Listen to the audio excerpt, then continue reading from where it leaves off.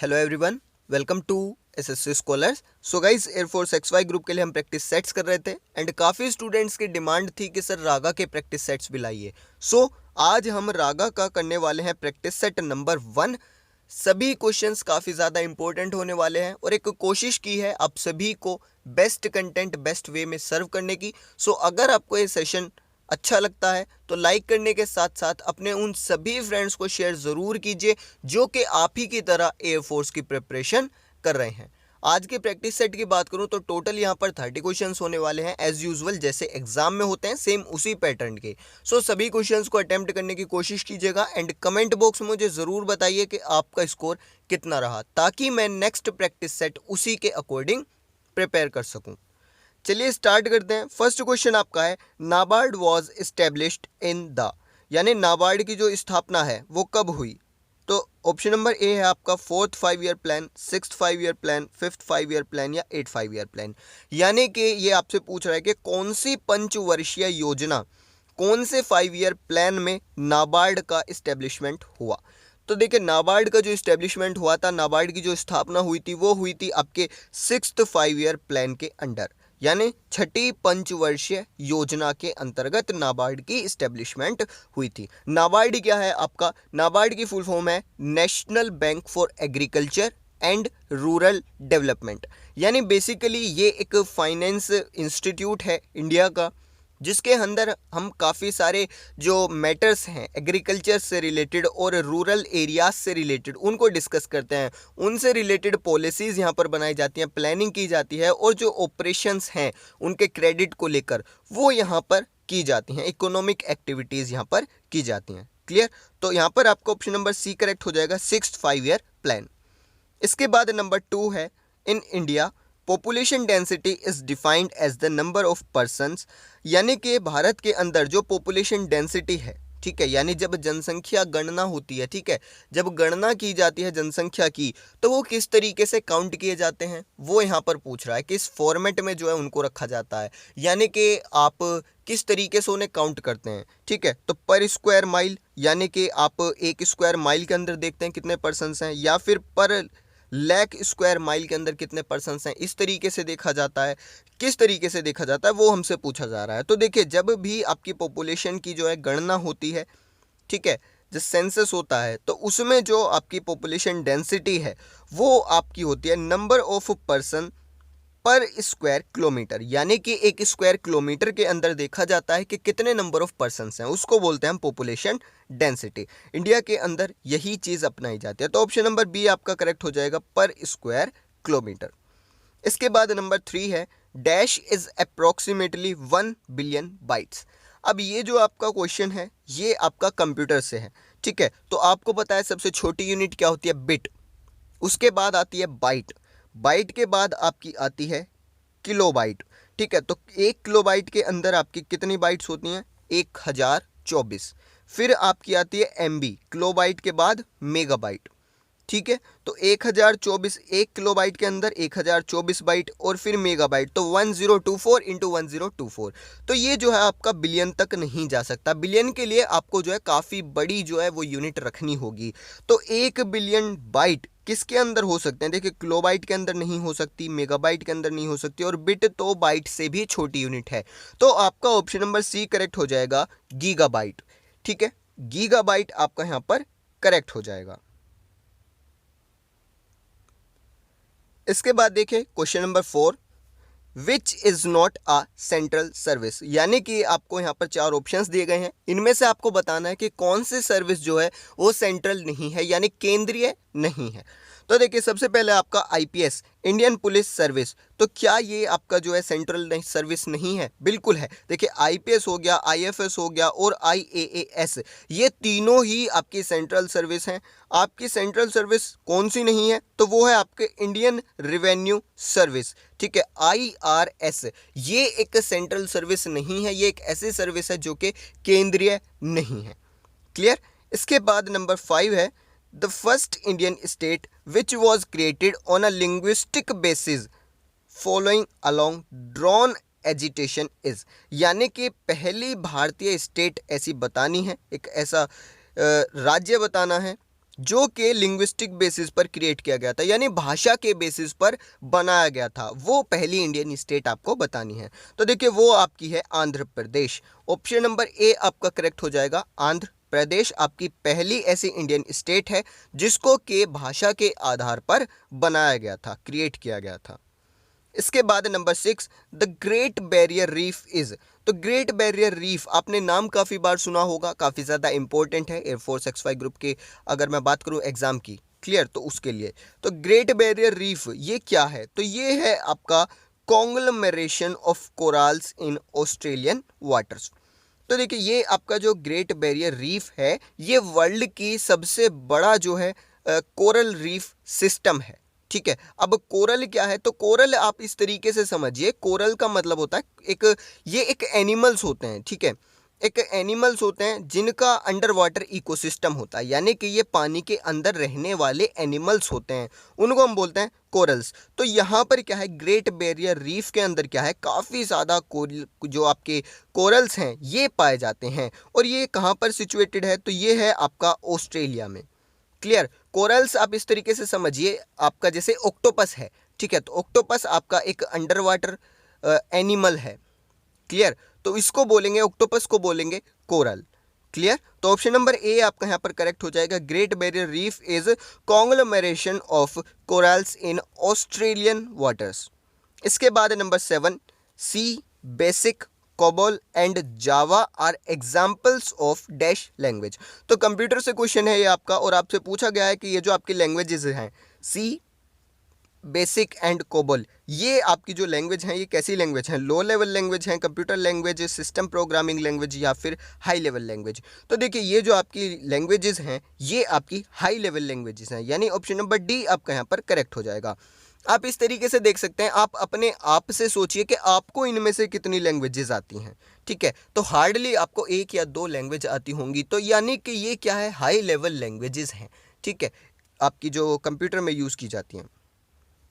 इसके बाद number 8, the elements found in bone and teeth are, यानी हड्डी और दांतों में कौन सा एलिमेंट पाया जाता है? तो आप सभी को पता है, काफ़ी इजी है।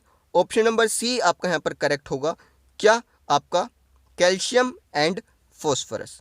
Clear, calcium and phosphorus. इसके बाद number 9, at high altitudes the boiling point of water lowers because, यानी कि जब आप ऊपर जाते हैं, ठीक है, थोड़ी ऊंचाई पर जाते हैं, हाई एल्टीट्यूड्स पर जाते हैं, तो जो पानी का बॉइलिंग पॉइंट है वो घट जाता है। ऐसा क्यों? रीज़न आपसे पूछा गया है। तो इसका सिंपल सा रीज़न है कि जब आप ऊपर जाते हैं तो आपका जो एटमॉस्फेयर है उसके अंदर प्रेशर जो है वो घट जाता है, प्रेशर लो हो जाता है, इसलिए आपका बॉइलिंग पॉइंट भी लो हो जाता है। सो आपका यहाँ पर ऑप्शन नंबर ए करेक्ट हो जाएगा, एटमॉस्फेरिक प्रेशर इज लो। यानी जब आप हाई एल्टीट्यूड्स पर जाते हैं तो एटमॉस्फेरिक प्रेशर आपका लो हो जाता है, जिसकी वजह से बॉइलिंग पॉइंट भी आपके वाटर का लो हो जाता है।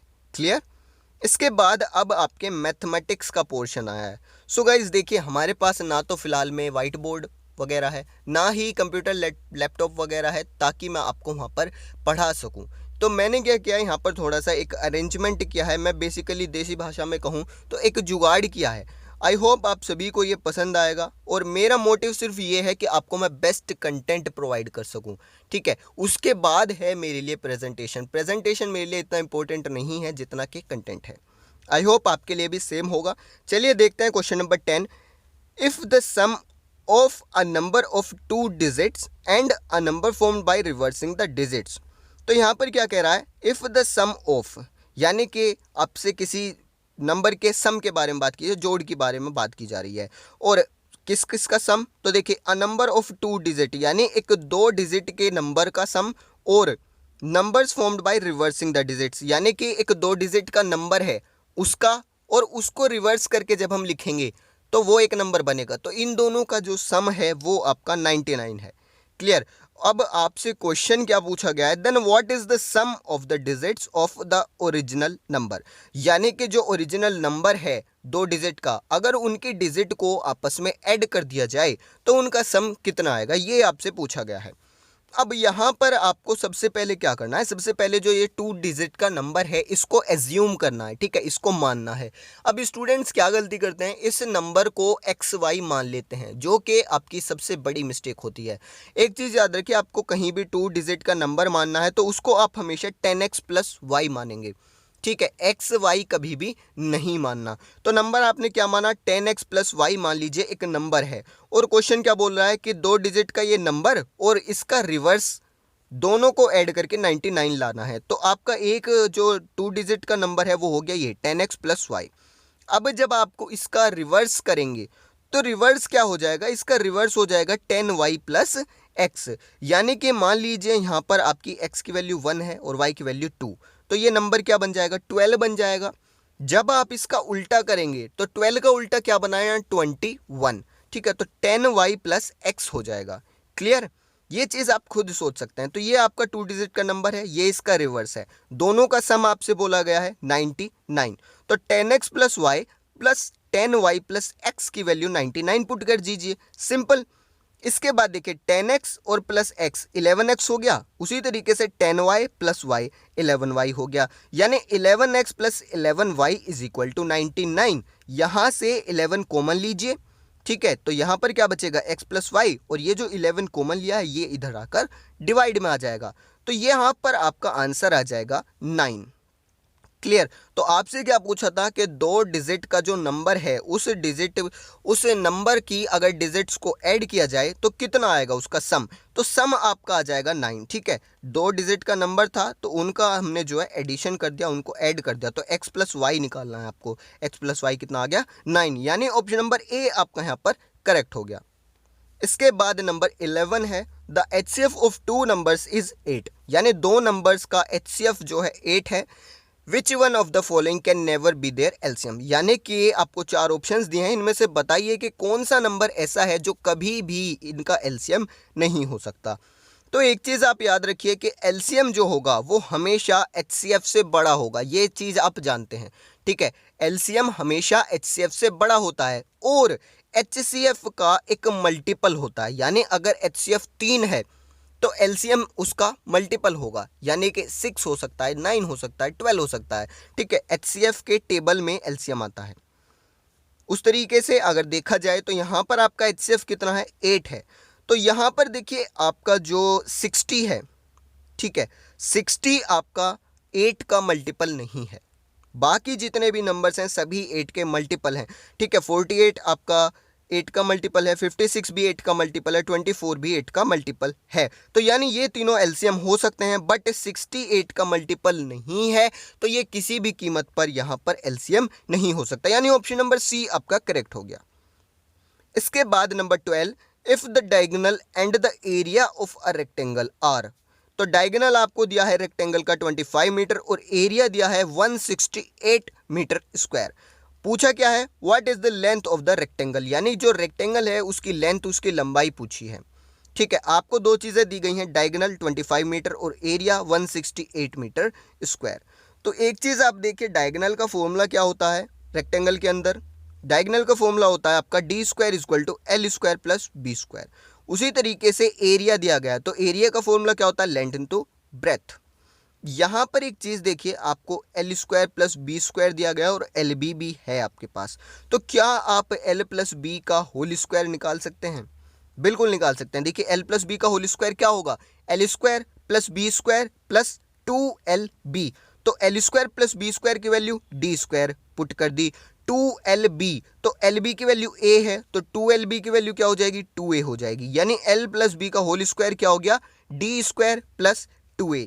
उसी तरीके से l - b² की वैल्यू निकाल लीजिए, l - b² की वैल्यू कितनी आ जाएगी, तो देखिए l² + b² - 2lb यही होता है, तो l² + b² की जगह d² हो जाएगा और -2lb, तो -2a हो जाएगा। क्लियर, आपने l + b का स्क्वायर निकाल लिया, l - b का स्क्वायर निकाल लिया। इसके बाद ये जो आपकी दो इक्वेशंस बनी हैं, इनके अंदर देखिए आपको D और A दो चीज़ें दी गई हैं, और दो चीज़ें आपको एक जो आपका एग्जामिनर है उसने आपको दी हैं पहले ही। ठीक है, डी की वैल्यू आपको पता है, ए की वैल्यू आपको पता है, तो क्या आप L plus B whole square निकाल सकते हैं? बिल्कुल निकल सकता है। उसी तरीके से यहाँ पर डी की वैल्यू पुट कीजिए, ए की वैल्यू पुट कीजिए, एल माइनस बी का होल स्क्वायर, ये वैल्यू निकाल लीजिए। तो आपका आंसर जो आएगा सोल्व करने पर, वो देखिए इक्वेशंस क्या आएगी, एल प्लस बी, यानी यहाँ से आपका आएगा L plus B equal to 31, और यहाँ से आपका बनेगा एल माइनस बी की वैल्यू 17। ठीक है, दो इक्वेशंस आ गई। अब इन दोनों को आप एलिमिनेशन मेथड से सोल्व कर लेंगे। ठीक है, एल प्लस बी की वैल्यू पता है, एल माइनस बी की वैल्यू पता है, तो एलिमिनेशन मेथड से आप इन्हें सोल्व कर लेंगे। तो एल की वैल्यू आपकी 24 आ जाएगी और बी की वैल्यू आ जाएगी 7 मीटर। आपसे क्या पूछा था? रेक्टेंगल की लेंथ पूछी थी, लंबाई पूछी थी, तो लंबाई कितनी आ गई? 24 मीटर आ गई, यानी आपका ऑप्शन नंबर डी करेक्ट होगा, 24 मीटर।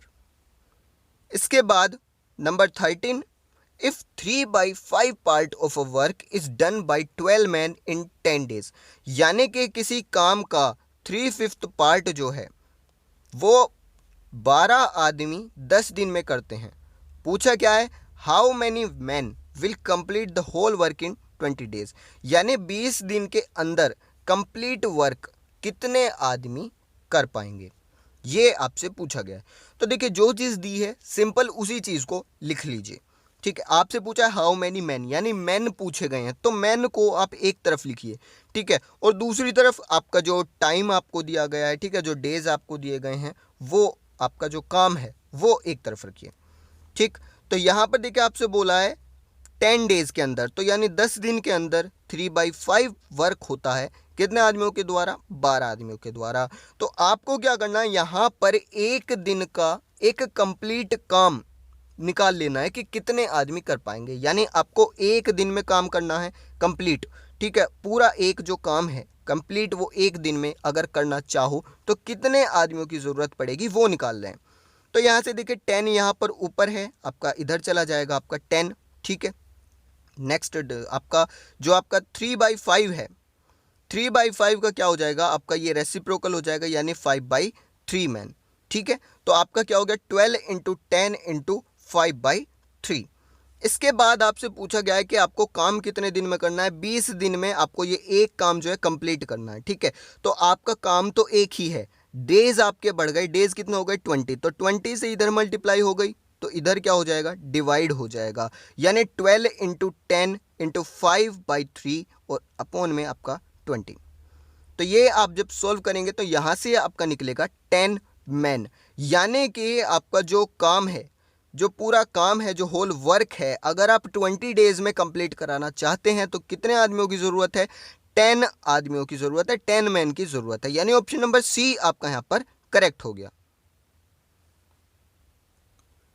इसके बाद नंबर 14 है, a trader makes a profit equal to the selling price of 75 articles when he sold 100 of the articles, यानी कहना क्या चाह रहा है, एक ट्रेडर है, उसने 100 आर्टिकल्स बेचे और 100 आर्टिकल्स बेच के उसने जो प्रॉफिट कमाया वो कितना कमाया? तो 75 आर्टिकल के सेलिंग प्राइस के बराबर उसने प्रॉफिट कमा लिया। हमसे क्या पूछा है? What percentage of profit did he make in the transaction, यानी कि प्रॉफिट परसेंट आपको यहाँ पर निकालना है। तो देखिए जब भी इस तरीके का क्वेश्चन आपसे पूछा जाए कि आपके 100 आर्टिकल्स बेचे और 75 आर्टिकल का उसने प्रॉफिट कमा लिया, 75 आर्टिकल के एसपी के जितना, या फिर आपसे बोले कि आपने 10 आर्टिकल्स बेचे और उसमें आपको कितना प्रॉफिट हो गया? 5 आर्टिकल के एसपी के जितना प्रॉफिट हो गया। इस टाइप का क्वेश्चन आपसे जब भी पूछेगा तो आपको क्या करना है, एक आर्टिकल को 1 रुपये का मान लीजिए। ठीक है, एक आर्टिकल 1 रुपये का, और ये मैं एसपी की बात कर रहा हूँ, यानी सेलिंग प्राइस की बात कर रहा हूँ, यानी एक आर्टिकल जो है वो 1 रुपये का बिचा।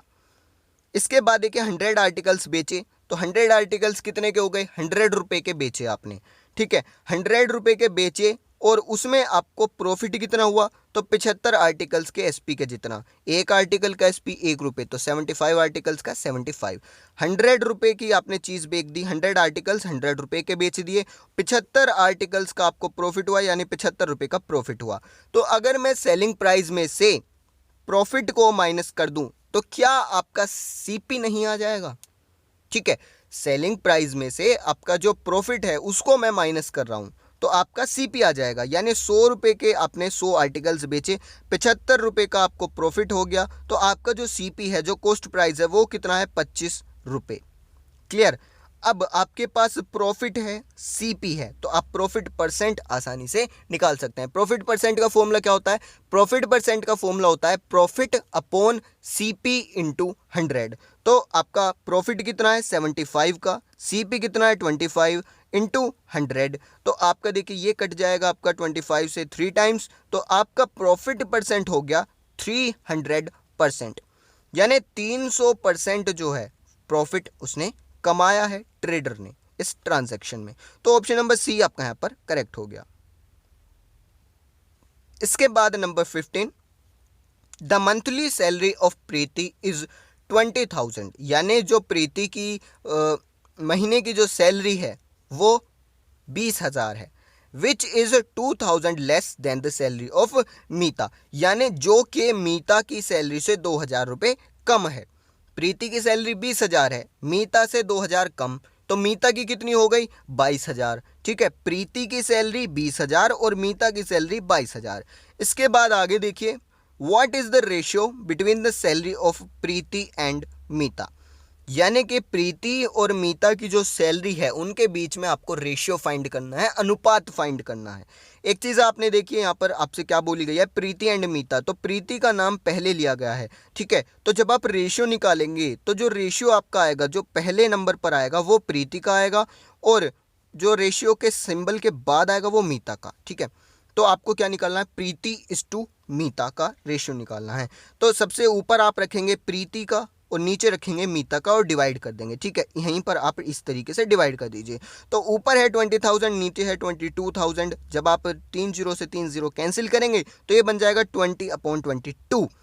आगे इसे डिवाइड करेंगे तो ये बनेगा 10/11। ठीक है, यानी 10:11। याद रखिए ऊपर वाला जो 10 है ये प्रीति का है, नीचे वाला जो 11 है ये मीता का है।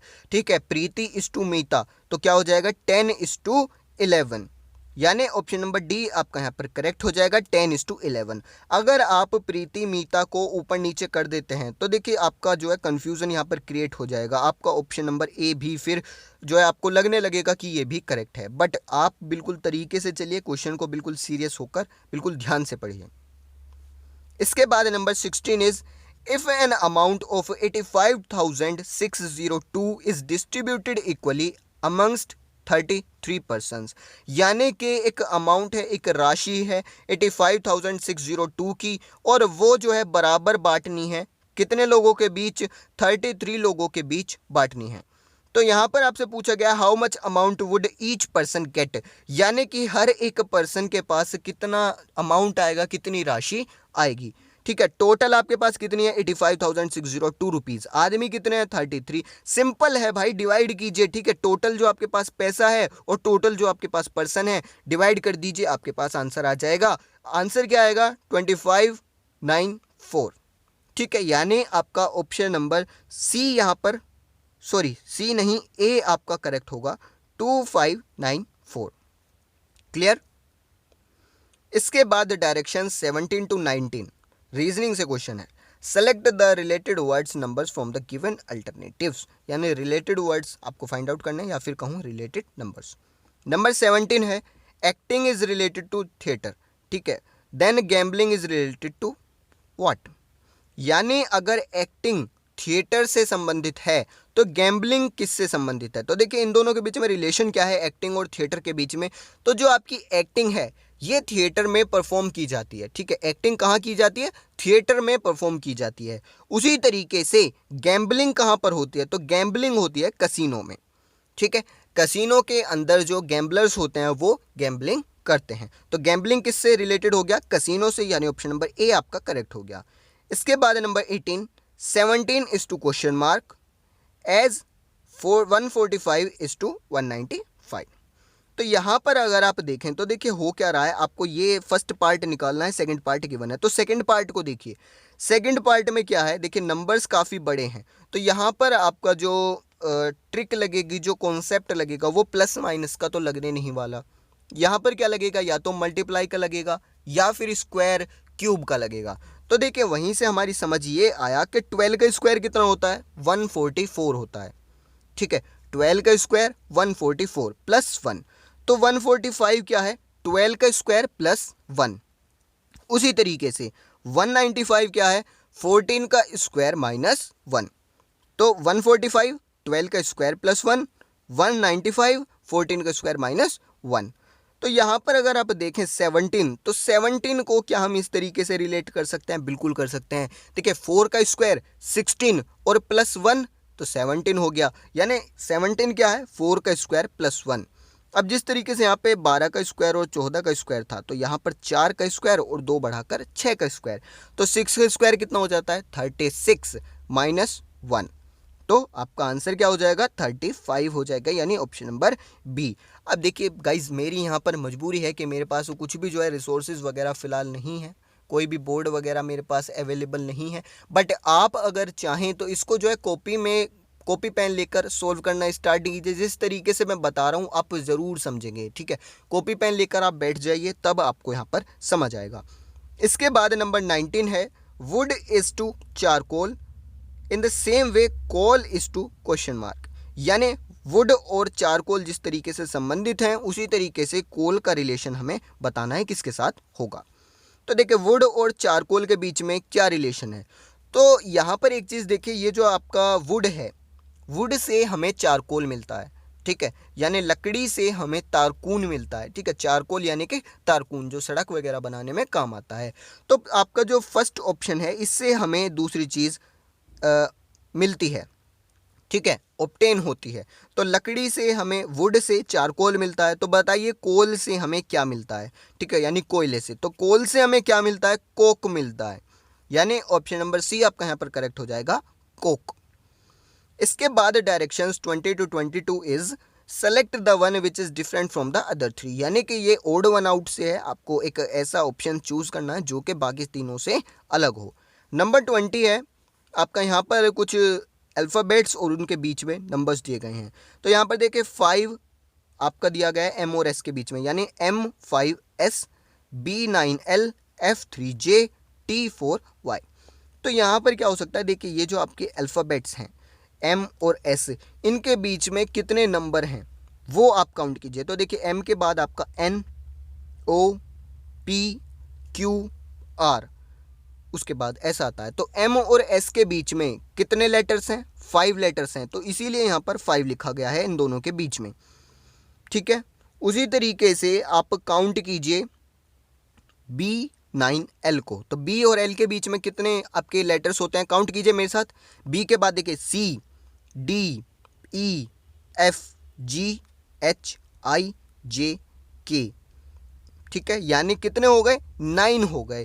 तो आपका यहाँ पर 9 आया, यानी कि यही कॉन्सेप्ट यहाँ पर यूज़ किया गया है, यही ट्रिक यहाँ पर लगाई जाएगी। इसके बाद ऑप्शन नंबर सी देखिए, T और Y के बीच में। तो T के बाद U, V, W, X, 4 letters बीच में आए हैं, इसलिए 4 यहाँ पर लिखा गया है। उसके बाद ऑप्शन नंबर डी को चेक कीजिए, F और J के बीच में। तो देखिए F के बाद G, H, I और फिर आपका J। ठीक है, तो देखिए यहाँ पर चारों ही ऑप्शंस जो हैं एक दूसरे से रिलेटेड हैं। ठीक है, चारों ही ऑप्शंस एक जैसे हैं, एक जैसा लॉजिक, एक जैसा कॉन्सेप्ट यहाँ पर लगा हुआ है, तो कोई भी यहाँ पर डिफरेंट नहीं है। और इस टाइप का जो क्वेश्चन है कई बार एग्जामिनेशन में आपको मिल जाएगा, एग्जामिनर आपको कंफ्यूज करने के लिए दे देगा। तो इस तरीके के क्वेश्चंस में आप कोई भी ऑप्शन टिक कर दीजिए, आपको नंबर वहाँ पर मिल जाता है। ठीक है, क्योंकि ये क्वेश्चन क्या है, गलत है। इसके बाद नंबर 21 है आपका, देखिए 140, 240, 360 एंड 480। तो यहाँ पर आप क्लियरली देख सकते हैं कि आपका 240 120 का मल्टीपल है, 360 120 का मल्टीपल है, 480 120 का मल्टीपल है। तो ये तीनों ही ऑप्शंस जो हैं 120 के मल्टीपल हैं। बट जो आपका ऑप्शन नंबर ए है 140, ये आपका 120 का मल्टीपल नहीं है, तो ये आपका डिफरेंट है। ठीक है, यानी ऑप्शन नंबर ए आपका करेक्ट हो गया। इसके बाद नंबर 22 ऑप्शन है आपके क्रेन, फ्लेमिंगो, कुकू एंड कर्ल्यू। तो आप अगर ध्यान दें तो देखिए ये जो आपके कुकू को छोड़कर जो तीनों वर्ड्स हैं, तीनों ऑप्शंस हैं, ये सभी आपके वाटर वर्ड्स हैं। ठीक है, वाटर बर्ड्स, यानी कि पानी में रहने वाली जो चिड़िया होती हैं उनके नाम हैं। कुकू की अगर मैं बात करूं तो ये कोई भी वाटर बर्ड नहीं है, यानी कि ये इन तीनों से डिफरेंट है एंड आपका आंसर है। इसके बाद नंबर 23 है arrange the following words according to English dictionary. तो इंग्लिश डिक्शनरी के अकॉर्डिंग आपको ये वर्ड्स को अरेंज करना है। क्लियर? सो ये क्वेश्चन अगर देखा जाए, वर्ड्स हैं आपके ब्रुक, बंडित, बोस्ट्रस एंड बेफल। तो अकॉर्डिंग टू डिक्शनरी सेट करना है। तो देखिए बी सब में सेम है, ठीक है, तो बी के अकॉर्डिंग तो आप यहाँ पर सेलेक्ट नहीं कर सकते कि कौन से पहले नंबर पर आएगा। सेकंड लेटर की तरफ चलिए, तो यहाँ पर है आर ए ओ ए, तो ए पहले आता है, ठीक है, तो ए यानी कि या तो आपका ऑप्शन नंबर 2 पहले आएगा या फिर आपका ऑप्शन नंबर 4 पहले आएगा, तो बी ऑप्शन आपका गलत हो गया, ठीक है। अब 2 और 4 में चेक कीजिए कि पहले कौन सा आएगा। आप क्लियरली देख सकते हैं कि ए के बाद में यहाँ पर एन है और यहाँ पर एफ है, तो पहले क्या आता है? पहले आता है एफ, यानी ऑप्शन नंबर 4 पहले आएगा, ये तो कंफर्म हो गया, ठीक है। ऑप्शन नंबर 4 पहले आएगा और दूसरे नंबर पर कौन आएगा? ऑप्शन नंबर 2 आएगा। तो यहीं से आप देख सकते हैं ऑप्शन नंबर डी आपका करेक्ट हो गया। सबसे पहले 4, फिर 2, फिर 3 और फिर 1। क्लियर?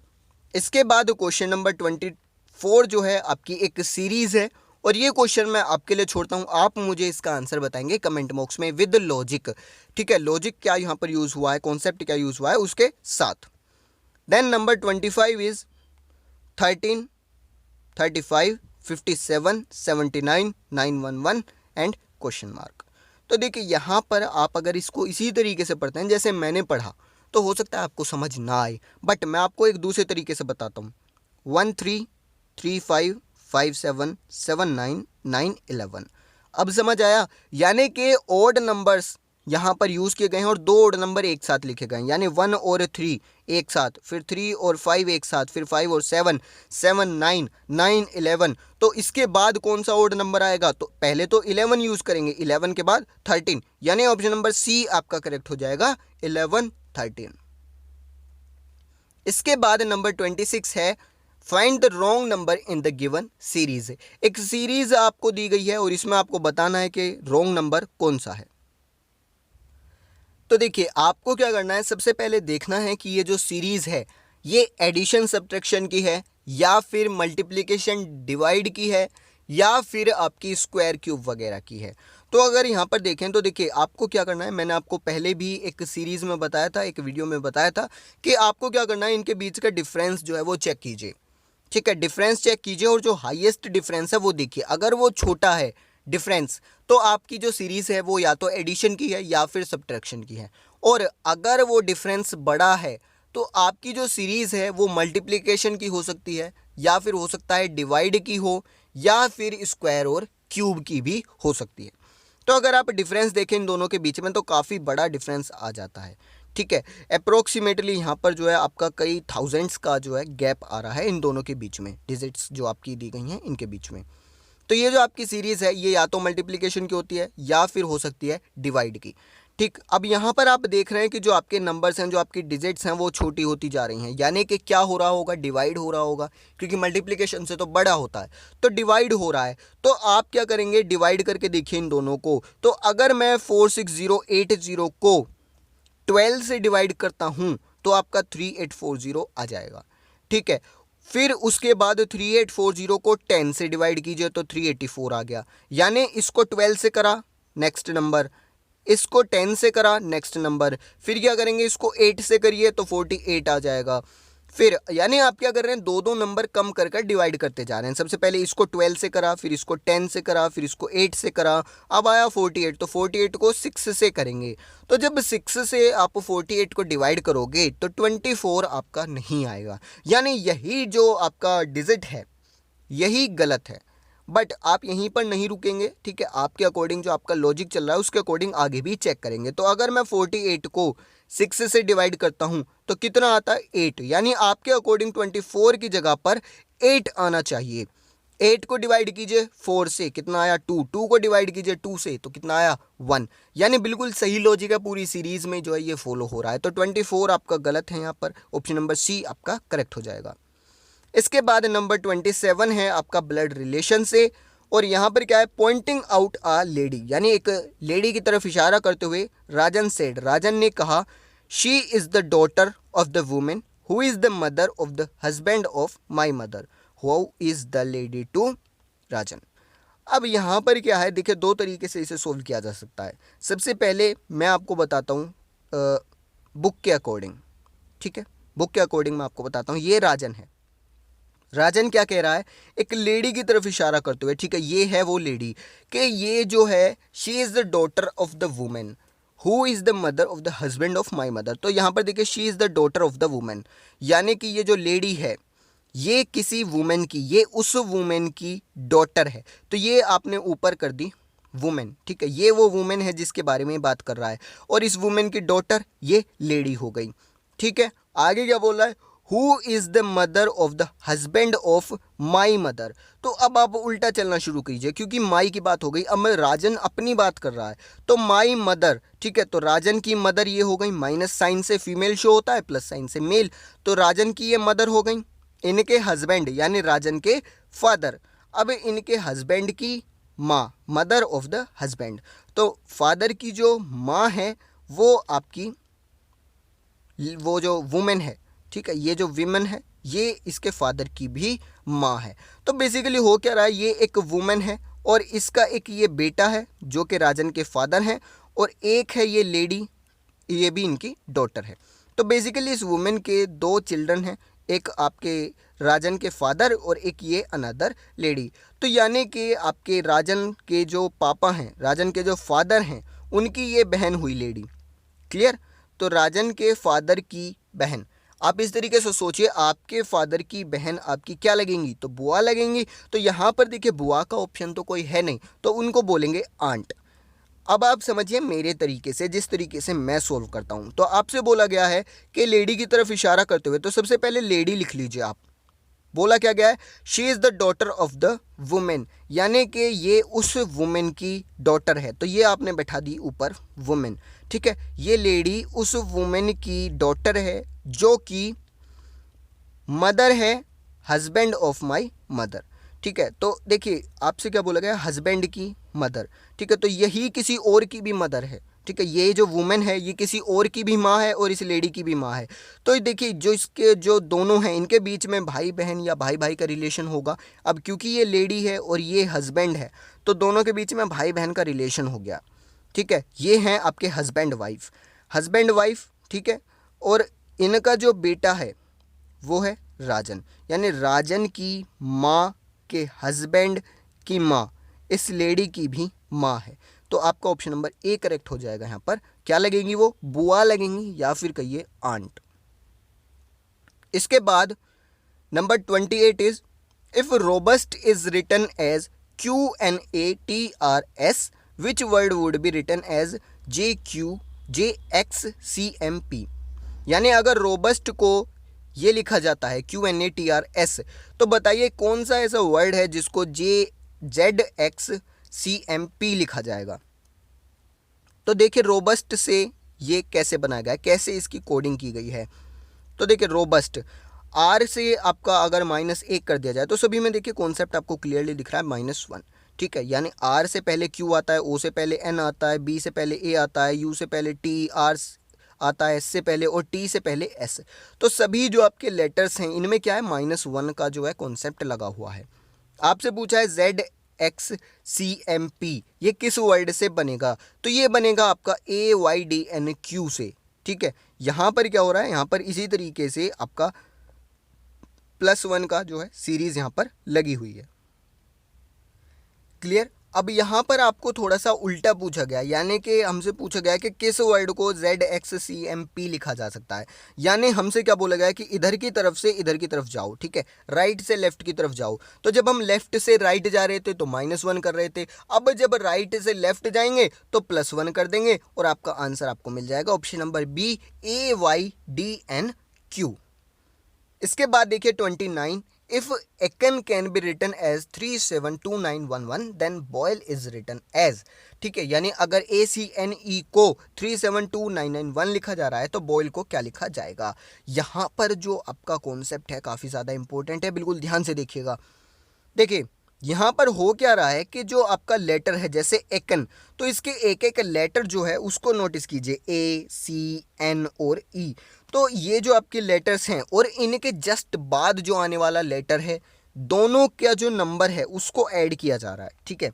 यानी जैसे ए, तो ए आपका कौन सी पोजीशन पर, क्या नंबर है इसका 1। ए के जस्ट बाद क्या आता है बी, बी का कितना नंबर 2, तो दोनों को ऐड कीजिए, 1 और 2 3 हो गया।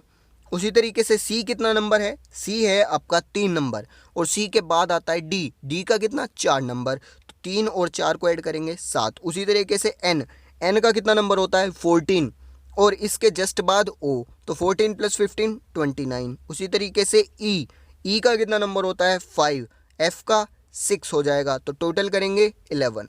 तो ये चीज़ें आपको जो है आपको प्रैक्टिस से आएगी, क्लियर।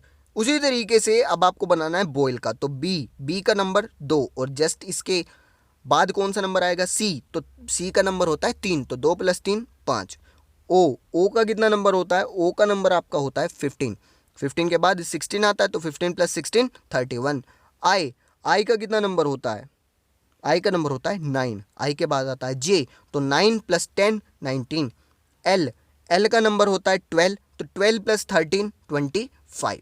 क्लियर। सो आपका आंसर क्या हो गया 531192 यानी कि ऑप्शन नंबर कौन सा होगा आपका, ऑप्शन नंबर डी आपका करेक्ट हो जाएगा, 531192।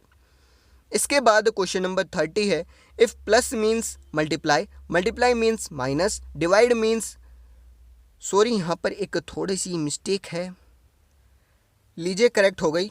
तो यहाँ पर है if plus means multiply, multiply means minus, divide means plus and minus means divide, then which of the following gives the result of.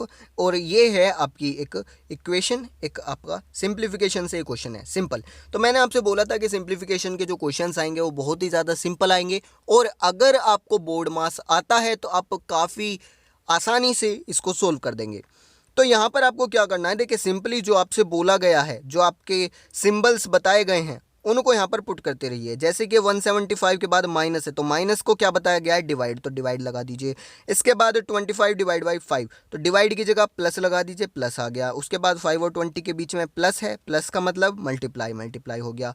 Multiply की जगह पर माइनस, माइनस लगा दिया। प्लस की जगह पर क्या है, प्लस की जगह पर मल्टीप्लाई, मल्टीप्लाई कर दिया। यानी अब आपकी जो इक्वेशन है वो ये है, आपका जो क्वेश्चन है वो ये है। अब यहाँ पर लगाइए बोर्ड मास, कोई भी ब्रैकेट वगैरह नहीं है, सीधे आइए डी पर, ठीक है। बोर्ड मास में सबसे पहले ब्रैकेट ओपन होता है, ब्रैकेट ओपन के लिए है नहीं, तो पहले होगा डिवाइड। जब आप डिवाइड करेंगे तो आपका 175 डिवाइड होगा 25 से, तो आया 7। बाकी जो आपकी इक्वेशन है एज इट इज रख दीजिए, डिवाइड हो गया। इसके बाद होगा मल्टीप्लाई, तो मल्टीप्लाई करेंगे तो आपका यहाँ पर 5 × 20 100, ठीक है, और 3 × 10 30, तो ये हो गया आपका 7 + 100 - 30। डिवाइड हो गया, मल्टीप्लाई हो गया, इसके बाद आता है एडिशन, ठीक है। तो एडिशन 100 + 7 107 हो गया। फिर आता है सब्ट्रैक्शन, ठीक है। तो 107 में से 30 माइनस कर दीजिए, 77 आ गया। तो यहाँ पर ऑप्शन नंबर ए करेक्ट हो गया। तो सिंपल देखिए, इसी तरीके के जो है आपके क्वेश्चंस आते हैं। बोर्ड मास अगर आपको आता है तो काफ़ी ईजीली इसको सोल्व कर पाएंगे। सो ये था आपका प्रैक्टिस सेट नंबर 1 रागा का। आई होप आपको सभी क्वेश्चन समझ आए होंगे। अगर फिर भी कोई डाउट बचता है तो मैं आपका कमेंट बॉक्स में इंतज़ार करूंगा। और देखिए गाइज, मजबूरी है हमारी, प्लीज़ कोऑपरेट कीजिए हमारे साथ। अभी फ़िलहाल हमारे पास कोई भी रिसोर्सेज अवेलेबल नहीं है, such as white board etcetera and computer laptop etcetera. So thank you. आज के सेशन में इतने रखते हैं।